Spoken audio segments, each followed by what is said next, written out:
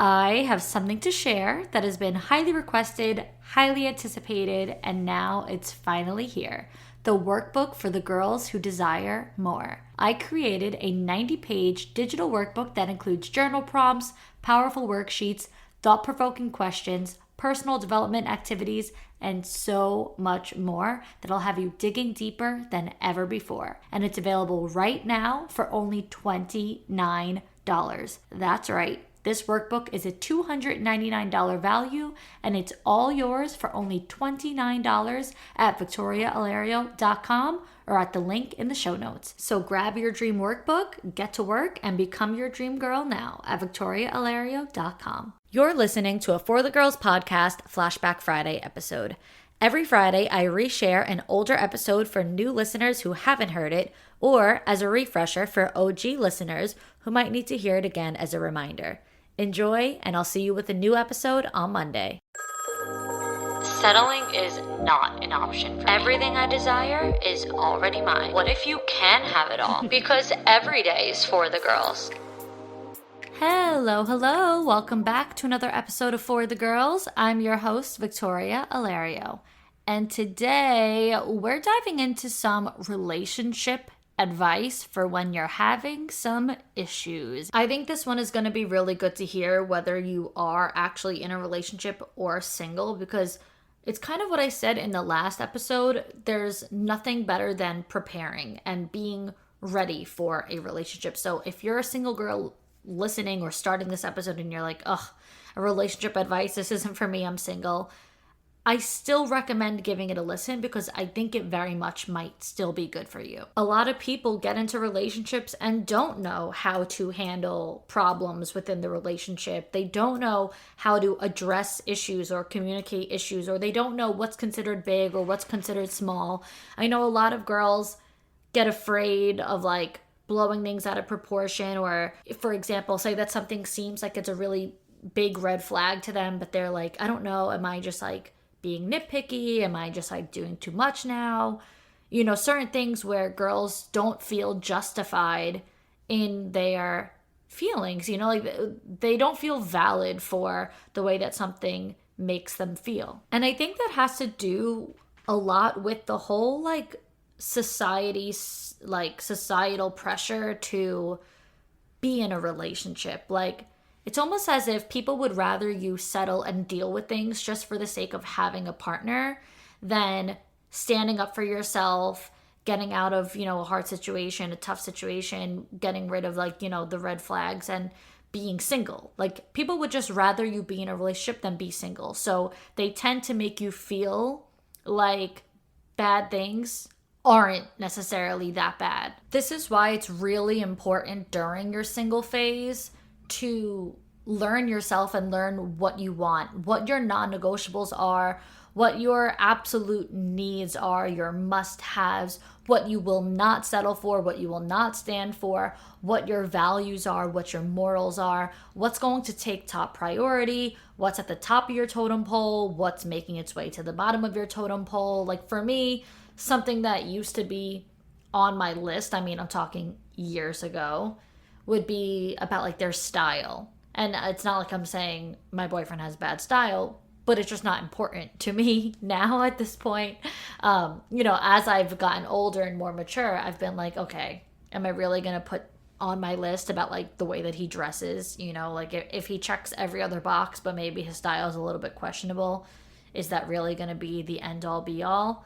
No, it's not, you know? So certain things you have to really figure out, like, what are the most important and what are things that you will absolutely not tolerate. Things that as soon as you even get a whiff of it, that'll be the end of it. Like certain things you might say, okay, if they did this once, we could talk through it, work on it, and like I'll be able to express my feelings, and then he'll learn and grow from it. Other things you might be like, nope. The slightest sign of that, you're out, you're done. Knowing your values and morals is going to be really, really, really important to see how compatible you are with someone, to see if you align with someone. And it could be on a variety of things. It doesn't only have to be things like religion and politics, which I do find to be very important, especially in today's society. I know that those things are very, very polarizing. And I would imagine that it would be extremely hard to be in a relationship with someone that you have such differing views and opinions on, religiously and politically. But it's bigger than that too. Things like even alcohol, drugs, how you want to raise your kids, what kind of life that you see, for yourself. How many kids do you want? Do you see yourself, in a big house and investing, your money into your home, or putting the money into other things and living in like a small, more like, modest home and going on more luxury travel instead, or doing both of those things or neither of those things? How would you reprimand or punish your kids? What kind of school would you put them in? How do you view money and finances? How do you view saving? How do you view spending? How important is the car that you drive to you? What are your values around sex and waiting for sex or doing it right away, or what types of sex and what kind of sex that you want to have? How do you just feel about sex as a whole? Or what about something like porn? Porn is a really, really big one to make sure you're on the same page about. Now, I am going to go on the record and say I've actually never watched porn, which I think might be like something shocking or unbelievable. Like, I feel like anytime I've ever said that, people are like, no way, that's not true. Everybody's watched porn. And I'm like, I honestly haven't. Like, it just goes against my morals. And I honestly don't even judge people who do watch, like, within moderation. But it's just, it's not for me. It does not go with me. It doesn't go with what I stand for, what I believe in, what I feel is right for me. It's just not my vibe.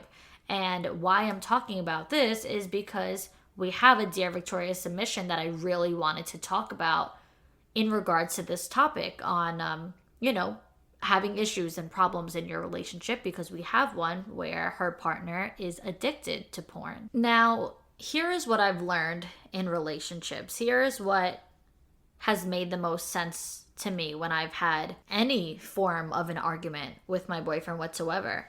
And it's by asking myself this question: does this problem have a solution? And to be honest with you, like, we've never actually fought about anything serious. It's never actually been anything major or groundbreaking, never a deal-breaking situation, which we absolutely love. It's a very healthy dynamic.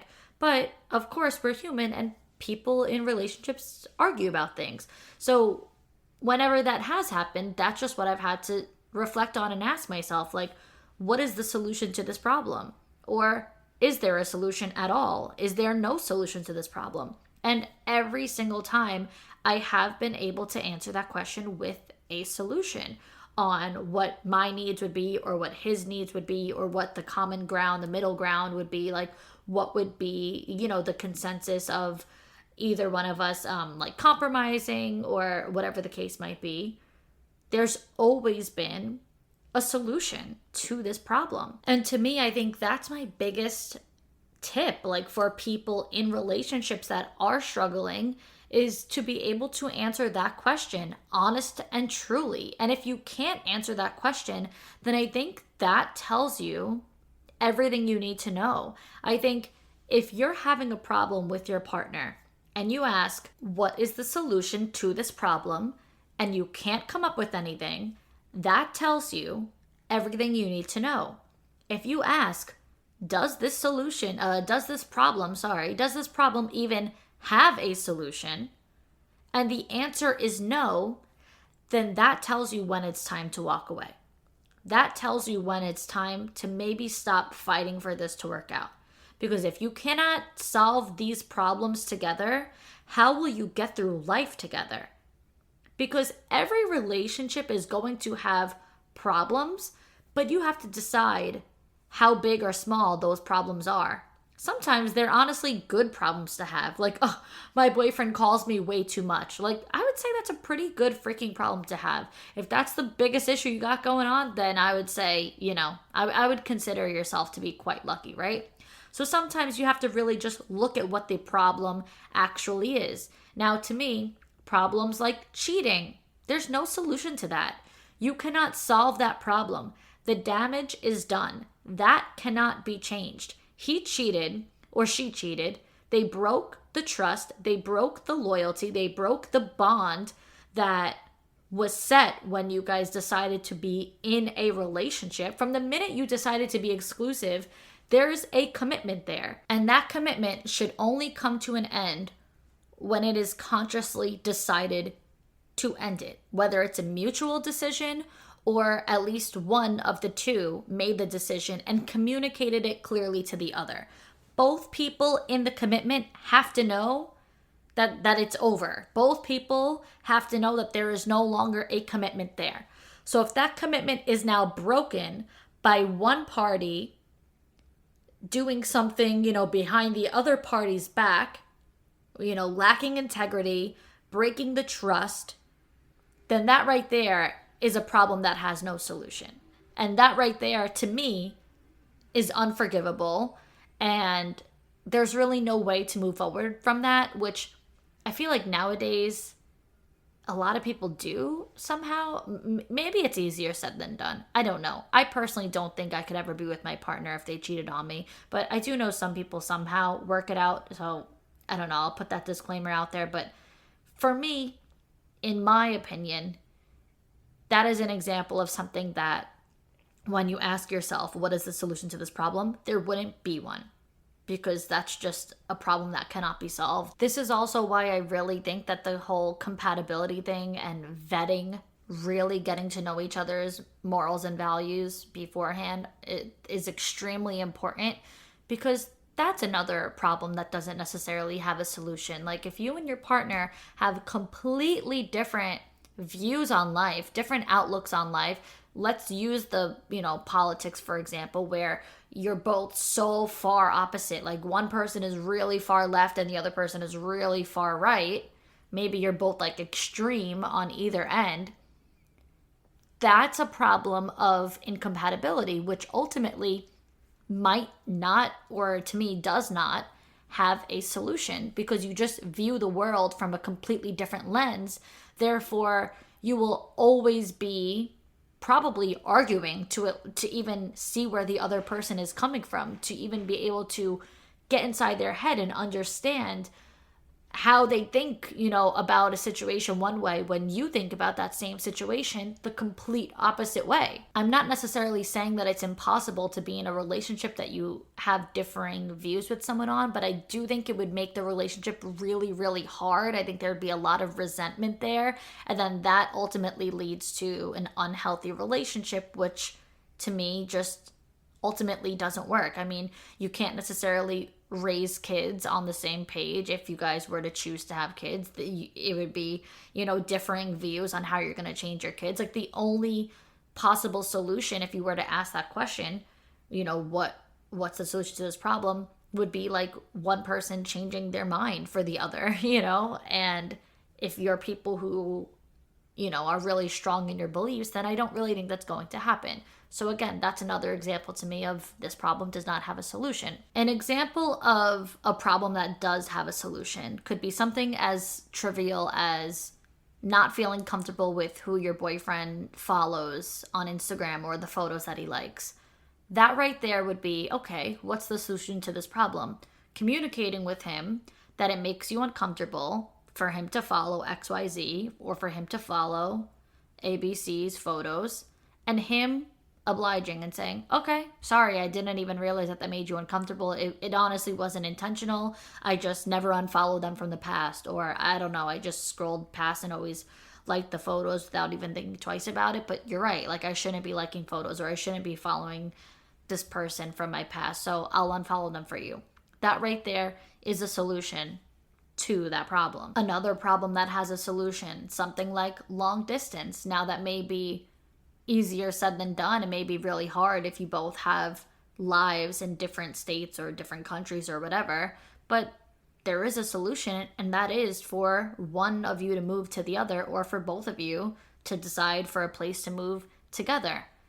It might not be that easy, but realistically, that would be the solution to the problem. I live here, you live there. Okay, one of us is going to have to move to be near the other, and for us to be together and have an in-person relationship. And there you go, problem solved. You could even go as far as to work on emotional availability. Now, to solve that problem is going to take a lot of work. But if the relationship is good otherwise, and it's something that you really believe firmly in, like if it's a relationship that you think is worth saving and fighting for, then you absolutely can work on that issue together. It would require the partner who is really emotionally unavailable to do a lot of inner work. But if they think the relationship is worth it, then they're going to do it, whether that be reading books, listening to podcasts, going to therapy, journaling, or just like talking with you and communicating with you and really like having these deep, intense conversations on what's lacking and what needs to be worked through and how to better communicate and whatnot. There's going to be a way to solve that problem. It just may not be a short-term thing. It may be long-term, but ultimately you can help your partner become more vulnerable and work through it. You also have to give people grace when they are emotionally unavailable, because it's not necessarily always intentional. Sometimes people are just really traumatized from their past and they have these wounds that make them, close off to people or make them really hard shelled and just make it hard for them to be vulnerable or to be emotionally available to people. So it's not necessarily like that person is doing something bad or hurtful intentionally. They might just be really struggling on their own, like in their head. And so, yes, of course, you can solve that problem with them by working on it with them. There's a million different examples we could plug in here. So think about your own situation and ask yourself that question: does this problem have a solution? And that right there will be able to tell you when it's time to break up, or if this is something that you can work out together. This is as tangible as it can possibly get. Okay, girls, I got a question for you all to think about. How would life be different if you developed undeniable confidence? Well, you're about to find out, because I know you're sick of settling for the bare minimum. I know you crave more in life. So imagine how different your life would be if you had the tools to stop settling, to start raising your standards, and to start getting everything you want in life. And guess what? You can get all the tools through my Queens of Confidence coaching program. It's a self-paced 8-module digital program that has been proven to change lives through recorded coaching videos, journal prompts and worksheets, and a community discussion board for you to ask me any questions and connect with the other members of the program too. Topics of the Queens of Confidence program include external validation, feminine energy, masculine energy, boundaries, high standards, communication skills, self-doubt, limiting beliefs, imposter syndrome, daily habits, mindful living, emotional availability, improving your relationships, understanding your needs, attracting everything you want, and yes, more. You can get instant access to the entire program right now, and best of all, you can watch and learn at your own pace because your access is granted forever. Some of the queens who have completed the program said, "It's the best investment I've ever made into myself. Vic is the best person to learn from. She's a true expert when it comes to confidence, worth every penny. And I've taken a couple of courses where they sound rehearsed or just repeat the same cookie cutter things. Your course is the complete opposite, and your everyday examples really drive your points home." So girls, it's your time. Invest in yourself, you're worth it, and your 2.0 self will thank you for changing your life for the better. Head to victoriaalario.com or click the link in the show notes and get the Queens of Confidence program now. So now let's dig a little bit deeper and get into that whole porn scenario, because I got a lot more to say to that. So, dear Victoria, I know I asked you a question before about my boyfriend not posting me, and your advice really helped me from overthinking. What are your thoughts on porn addiction? My boyfriend and I have been dating for 1.5 years. I found out he has a porn addiction and caught him multiple times saving random women's sexy and naked photos. I also noticed he goes to the bathroom in the middle of the night for an hour with his phone. I told him how I felt about it, and I don't like him to continue doing it, and we've had this conversation a lot of times, but he still did it despite him swearing that he will never do it again. I went through his phone one time and saw a lot of photos from random women on TikTok, Instagram, wherever, and now I can't take it anymore. This time I had a serious conversation with him that you need to seek professional help, which he did, but the things that I saw on his phone are crazy and I can't remove it from my head, and I'm very hurt. He said he will continue doing therapy and to give him one more chance. Do you think he will ever change? Now, before I get into everything else, let me answer your question directly here. Do you think he will ever change? I cannot say yes or no because there are people who have overcome porn addiction, which means there are people who have changed. And I don't know anything enough about your boyfriend to say whether he would or would not. If he is in therapy, if he is continuing to work on himself and he's willing to put in that effort, he very much might change. Is there a guarantee? No. Therapy doesn't always work for everyone. People relapse. I mean, people go to rehab for alcohol and drugs all the time and still end up dead. Like these things are not guaranteed to work. However, they might. So off the bat, I can tell you that there's a chance that he will change and there's also a chance that he won't. So now to piggyback off of that, that's where you have to come in and decide, are you willing to find out? Like, are you willing to wait it out and see if he will or won't? Now, there is a 50-50 chance that he will become better and become the man that you have been praying and hoping for him to be. But then there's also the chance that this cycle will continue forever and ever and ever. So what are you willing to deal with? What are you willing to put up with? How long are you willing to wait and find out? Because now I not only see one problem in your relationship, I see two. The one very obvious problem is that your boyfriend has an addiction to porn. So is there a solution to that problem? Answer that question. And you can't necessarily say just therapy because therapy is still not a guaranteed solution. Therapy is doing the work to try to solve the problem, but there's no black and white, yes, there is a solution to this problem. And now two, the other problem is that not only is he an addict, but you saw things that have now given you trust issues that are now engraved in your mind forever. Whereas somebody else who maybe their boyfriend or husband has a porn addiction, who never went through their phone and never witnessed those things, they might not know how bad it is. They might very much still be struggling with it, knowing that he's getting up and going to the bathroom with the phone and doing sneaky things. Like, they might still be really going through a hard time knowing that their partner has a porn addiction, but they might not have the visuals or the images in their head of how bad it is.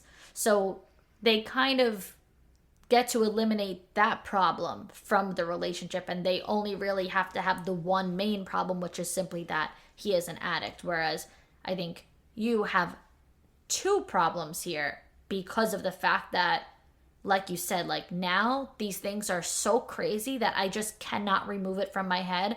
I am so hurt. Like, you truly feel victimized here, which is totally valid and totally fair. But you feel like this is a personal attack on you. You're like, this is so crazy. I am so distraught. It's almost as if you caught him cheating, which I don't know. I mean, is porn cheating? I think maybe, in my opinion, it might be. I know not everybody would feel that way, but it's still turning to other women for sexual things, even if you're not like having sex with them yourself. You might not be physically touching them, but you're using them for sex instead of your partner for sex. So I would say that that is a form of cheating. So maybe because you saw these things, it almost feels like seeing him cheating on you. It feels like seeing him getting photos from a woman, like, personally, which leads me to asking, like, what could possibly be the solution to that problem?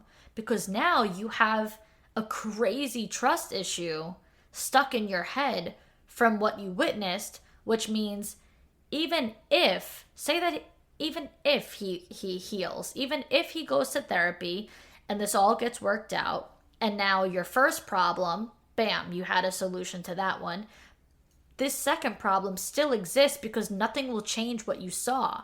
So even him working on himself and maybe ridding himself of this addiction will not change the fact that in the past you saw what you saw on his phone, and it has, wounded you. It has scarred you for life. It kind of goes back to what I was just saying before about how, to me, cheating has no solution to it. a commitment, a trust was broken. So I think in some way, this is that. A commitment to you and your body and only being sexual with you and all that was broken because you witnessed sexy photos and videos and things of other women on his phone. I think this is the problem that you have to lean more into, really like prioritizing out of the two, is how you really feel and how affected you are by this. And based on all of that, are you willing to give him one more chance? Because he's asking you for another chance based on him going to therapy and doing that work.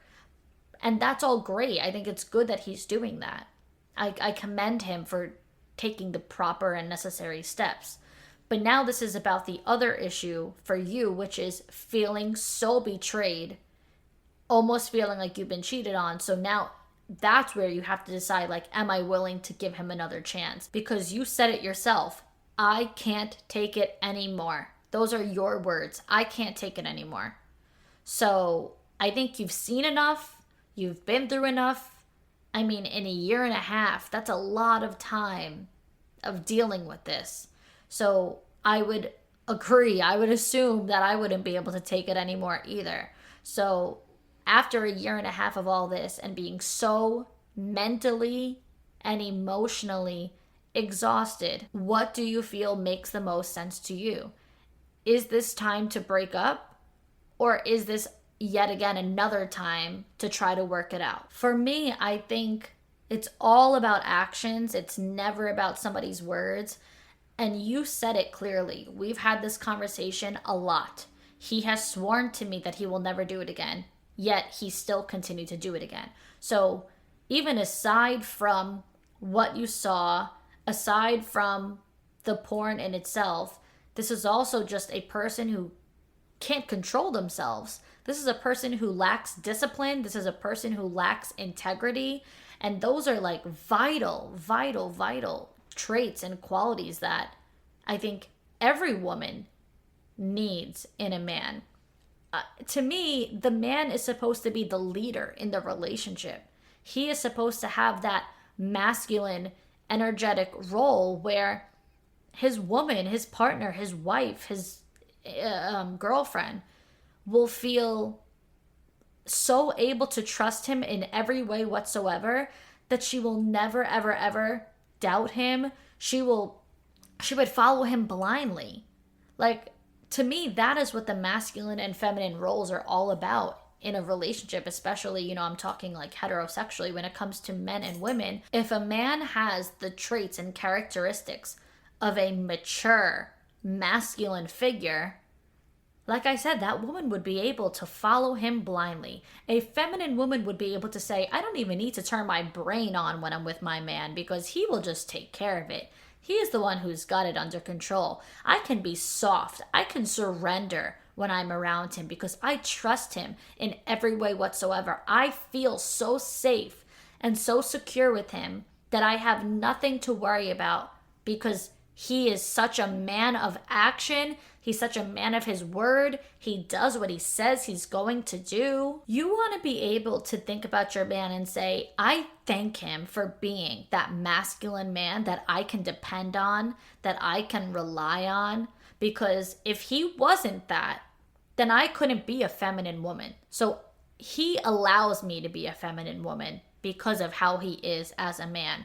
Otherwise, if he wasn't those things, if he lacked integrity, if he lacked discipline, if he really struggled with his maturity and masculinity, then I would have to step into that masculine role. I would have to take on, those traits and those duties. And I wouldn't get to be my lovely, soft, feminine self because I would have to be the tough one. I would have to be the provider. I would have to be the protector. I would have to be the one who just keeps this relationship going, and I would have to be the one to lead. And I think every woman, whether they admit it or not, does desire their man to lead. I know a lot of girls get online and they want to, be the leader, or they say that they do at least. But I think everyone feels that way or thinks that way until they're in the presence of a truly divine, mature, masculine man. Everyone wants to wear the pants until they see how nice it is to wear the freaking skirt, to be led. I'm gonna be honest with you. For me, I think a relationship is over once you gotta go through their phone. If you feel the need to look through their texts, look through their DMs, see, what their TikTok saves are, or see what their Instagram saves and likes are, I don't think that a relationship can really survive that feeling. Now, you might stay together. I don't necessarily mean it's over as in you break up, because I know plenty of people who have been in long-term relationships that go through that shit with the whole looking through the phone, checking to see what's going on because they have a feeling. But I don't find those to be healthy, sustainable relationships. Staying together doesn't mean anything, because people stay together for years and years and years longer than they should have. But I believe when you have that feeling, it never goes away, because it's rarely one time that somebody looks through their partner's phone. It starts to become a habit. And if it doesn't become a habit of like actually doing the thing, it at least gets thought about all the time. You at least want to look through their phone. You feel like because you've done it before, you want to do it again. You want to make sure, you want to double check. I don't think I would want to be with somebody who made me feel like I have to look through their phone. If I'm to that point of lacking so much safety and security with you that I even feel tempted to look or to ask, that relationship is over in my eyes. Even if we stay together, the trust is broken, that insecurity takes over, the healthy bond that we had, that's what's over. And I'm sorry, but I don't think that dynamic is worth staying in. I think it's very, very, very toxic to look through somebody's phone. Not saying that I wouldn't let my partner look through my phone. He absolutely could. But I would feel like, how did we get here that you even are questioning that? I would have no problem handing my phone over, but the problem would be with, why are you even wanting to do that? How did we even get to that point? I would rather us just not be together at all than be in a place where we don't trust each other. So unfortunately, I don't know if you realize, but you have more than one problem. You have at least two, based on just simply this email that you sent me. I don't know what girls need to hear this, but you deserve to be with someone who doesn't put you in these situations.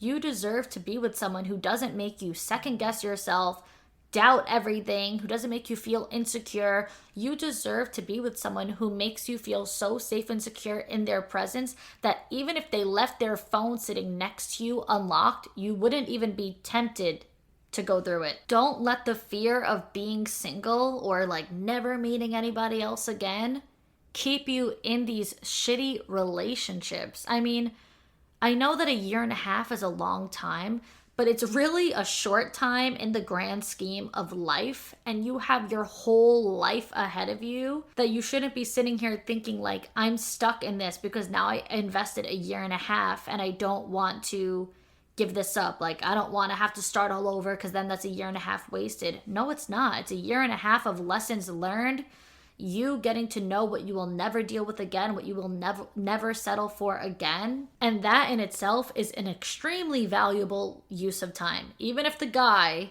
was not worth your time, at least everything that you gained from it and all the lessons that you learned and all the self-love that you've been able to develop from learning these things is so worth it. Not to mention, as I look at this email, in the very beginning, you said to me, I know I asked you a question in the past about my boyfriend not posting me, and your advice really helped me from overthinking. So according to this opening statement here, I've already done a Dear Victoria segment on you before. Now, I don't remember because I've done so many of them, but it seems as though you've asked me a question about your boyfriend not posting you, which just goes to show that this is not the first time that you're having issues with your partner not making you feel secure with him. Now, I don't know what advice that I gave you. I don't know what that whole situation was, but it doesn't sound like a good one. It just sounds like another issue of a lack of security in your relationship.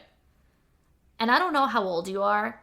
Let's say that you're 30. Just making that up. You could be 21. I'm sorry for aging you. You could also be 45. So you're welcome for making you younger. I have no idea how old you are. But let's say that you're 30. And you're like, but I spent a year and a half with this guy.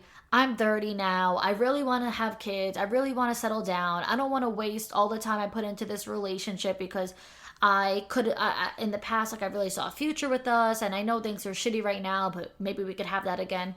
Girl, by the time that this whole thing works itself out, you could have been single, worked on yourself, had more fun, alleviated all this stress and the nightmares from your life, met somebody else, had a healthier relationship, built a deeper connection, got engaged. Like, you could do all of these things, but we convince ourselves that we have to put all of this like equity into this one relationship just because we've spent so much time in it. I think that you've had problems with this guy one too many times, and I'm gonna get a little Shark Tank on you, but for that reason, I'm out. So do with that what you will. I hope that this advice helps not only you, but anyone else who needed to hear it that's listening to this episode. And that is all we have for today. So thank you, girls, so much for listening. Until next time, girls.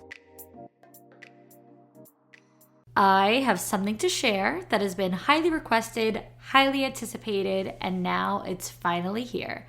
The workbook for the girls who desire more. I created a 90-page digital workbook that includes journal prompts, powerful worksheets, thought-provoking questions, personal development activities, and so much more that'll have you digging deeper than ever before. And it's available right now for only $29. That's right. This workbook is a $299 value, and it's all yours for only $29 at victoriaalario.com or at the link in the show notes. So grab your dream workbook, get to work, and become your dream girl now at victoriaalario.com.